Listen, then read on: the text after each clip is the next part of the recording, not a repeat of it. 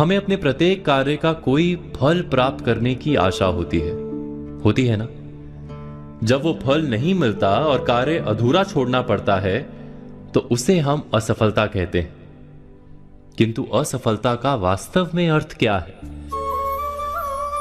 हम सबने कहानी सुनी है कि बार बार गिरने पर भी मकड़ी अपना जाला बुनने की मेहनत करती है, इसीलिए वो सफल होती है। किंतु मेहनत तो हम भी करते हैं, फिर भी कई बार हम असफल होते हैं। जरा विचार कीजिए, मकड़ी जब जाला बुनना आरंभ करती है तो क्या वो अपने लिए कोई समय मर्यादा बांधती है? यदि एक दिन में जाला बन ना पाए तो क्या निराश होकर जीवन का त्याग कर देती है? नहीं, मकड़ी समय के साथ शर्त नहीं लगाती। आरंभ किया हुआ कार्य जब तक पूर्ण नहीं होता तब तक वो प्रयास करती रहती है। इसी कारण से मकड़ी कभी असफल नहीं होती। विचार कीजिए, केवल 10 कदम में पर्वत की चोटी पर पहुंचने की शर्त लगा लें तो हम अवश्य 11वें कदम पर स्वयं को असफल मानेंगे ना? किंतु हम केवल चलते रहने का निर्णय करें तो पर्वत की चोटी पर देर अबेर अवश्य पहुंच जाएंगे। पर्वत लांघने में सफलता तो अंतिम कदम पर ही मिलती है, उससे पहले के प्रत्येक कदम असफल ही होते हैं। जीवन तो वास्तव में ध्येय की ओर चलने का नाम है। कार्य करते रहने की धीरज जिसमें होती है उसे कार्य से लाभ अवश्य मिलता है। अर्थात हृदय में धीरज का ना होना ही असफलता है, और कोई असफलता नहीं है जीवन में। हम अपनी कल्पना से कोई योजना बनाते हैं, वो योजना वाकई बहुत काम की होती है, उसे हम बहुत उत्साह से आरंभ करते हैं, लेकिन उस पर थोड़ा सा काम करके हम अचानक उसको विराम दे देते हैं। ऐसी अनेक आधी अधूरी योजनाएं आपके पास भी होंगी जिन्हें आपने पूरे जोर शोर के साथ आरंभ तो किया, लेकिन उसे उसके परिणाम तक नहीं पहुंचाया, और पूरी कल्पना, पूरी योजना एक नाकाम सोच के रूप में सामने आती है। आपने कभी विचार किया है कि ऐसा क्यों होता है? ऐसा मात्र कार्य में संकल्प शक्ति के अभाव के कारण होता है। हम कार्य आरंभ करते समय अपनी संकल्प शक्ति पर विचार नहीं करते। भावुकता के साथ काम का आरंभ तो कर लेते हैं, लेकिन उसको निरंतर संचालित करने की क्षमता पर विचार नहीं करते। यही नहीं, हम उस काम में अपनी रुचि, दक्षता और कौशल्य पर भी विचार नहीं करते। बस कल्पना अच्छी लगती है और हम उस काम को करने का निर्णय कर लेते हैं।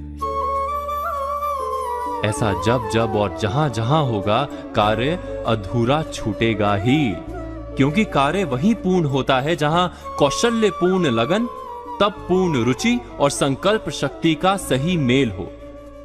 जहां भी इन तीन या इनमें से किसी एक का भी अभाव होगा तो वो योजना कितनी भी बढ़िया, कितनी भी लाभप्रद हो, परिणाम कुछ नहीं निकलेगा। ठीक वैसे ही जैसे किसी रोग को दूर करने के लिए सही परहेज, उचित आराम और सही दवाइयों की आवश्यकता होती है। आगे से किसी भी कार्य के आरंभ के पहले अपनी संकल्प शक्ति, लगन और रुचि पर अवश्य विचार कीजिएगा। आप निश्चय ही हर काम में सफल होंगे। आधी अधूरी योजनाएं कभी आपके हिस्से में नहीं आएंगी। इस मंत्र को आजमाइएगा जरूर। जैसे मान लीजिए कि हमारा पड़ोसी लाखों रुपए महीने कमाता है। वो अक्सर नए नए ढंग के फोन और महंगी गाड़ियां लेकर आता है।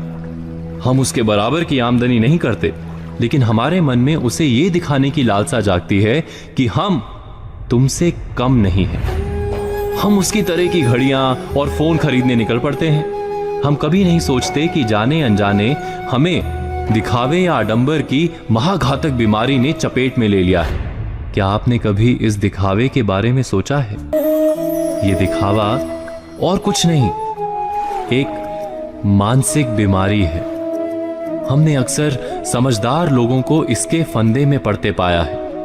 ये और कुछ नहीं करती, बस इतना ही करती है कि आपसे विवेचना और समझ की शक्ति छीन लेती है और एक ऐसी अंधी दौड़ में कूद जाने के लिए तैयार कर देती है जिसका कोई सार्थक अंत नहीं दिखता।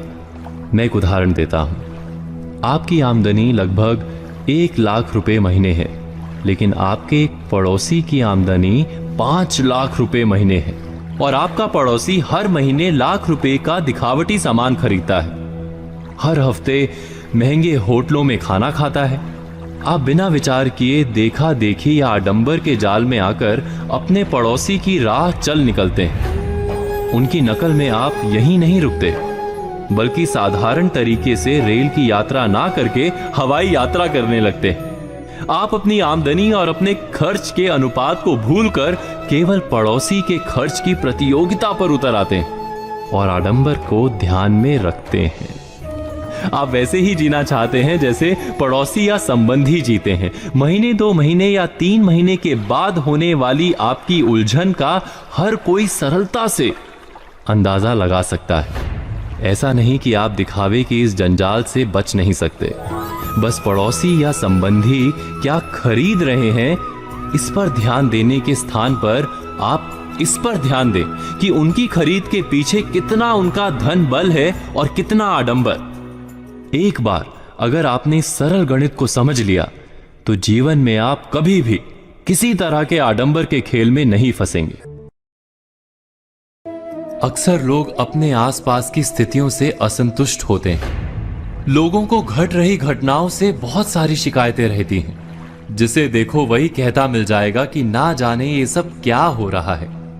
किसी का भी इस तरह व्यथित होकर प्रतिक्रिया देना और कुछ नहीं, उसके नजरिए यानी दृष्टि के कारण है। यानी समस्या दृश्य में जितनी नहीं उससे अधिक दृष्टि की है। वास्तव में ये हम पर निर्भर करता है कि हम अपने समय और समाज की स्थिति को किस तरह से देखते हैं। हमारा नजरिया ही हमारे लिए संसार को देखने और समझने का एकमात्र उपाय होता है। कोई भी घटना हमें उतनी ही प्रिय और अप्रिय लगती है जितनी कि हमारी दृष्टि उसे हमें समझाती है। आपने कभी आकाश में उड़ते बादलों में बनने वाली आकृतियों को देखा है? उनमें जो भी आकृतियां बनती हैं उसे हम अपने नजरिए से ही परिभाषित कर पाते हैं। एक ही समय में वो एक बादल का टुकड़ा किसी को शेर और किसी को खरगोश दिखता है। कैसे? ये केवल नजरिए के कारण है। दृष्टि के इस मर्म को हम एक कहानी के द्वारा समझने की कोशिश करते हैं। किसी आश्रम में एक गुरुजी अपने 2 प्रिय शिष्यों के साथ रहते थे। एक दिन गुरुजी ने अपने दोनों शिष्यों से पूछा कि ये संसार कैसा है, अपने दृष्टिकोण से बताओ। पहला शिष्य बोला, ये दुनिया बहुत बुरी है। जितनी देर की रात होती है उतनी ही देर का दिन। कैसा संसार है, उजले दिन के पीछे काली अंधेरी रात आती ही रहती है। अंधेरी रात को नष्ट करके केवल दिन दिन ही रहना चाहिए, बस केवल उजाला रहे। पहले शिष्य के बाद दूसरे शिष्य ने संसार को लेकर अपना नजरिया गुरुजी के सामने रखा। हर काली रात के बाद एक महाप्रकाशित दिन आरंभ होता है गुरुजी। सूर्य देव संसार को हर दिन नई ज्योति से भर देते हैं। लोग अपने अपने काम पर निकलते हैं। किसान हो, यात्री हो या पक्षी, सब अपने कर्म करते हैं। फिर थक कर आराम करने का समय हो जाता है। शाम घिरने लगती है तो हम सूर्य को विदा कर दीपक जलाते हैं और रात में भी उजाला कर लेते हैं। आसमान चमकीले तारों से भर जाता है। चंद्रमा का उदय होता है। रात के साथ दिन का क्रम बना रहना बहुत आवश्यक है, अन्यथा हम प्रकाश का महत्व कैसे समझ पाएंगे।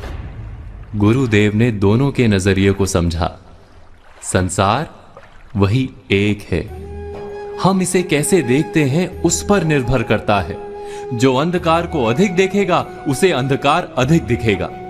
जो प्रकाश को महत्व देगा उसे प्रकाश अधिक दिखेगा। इसीलिए दृश्य नहीं, दृष्टि को बदलने या सुधारने की आवश्यकता है।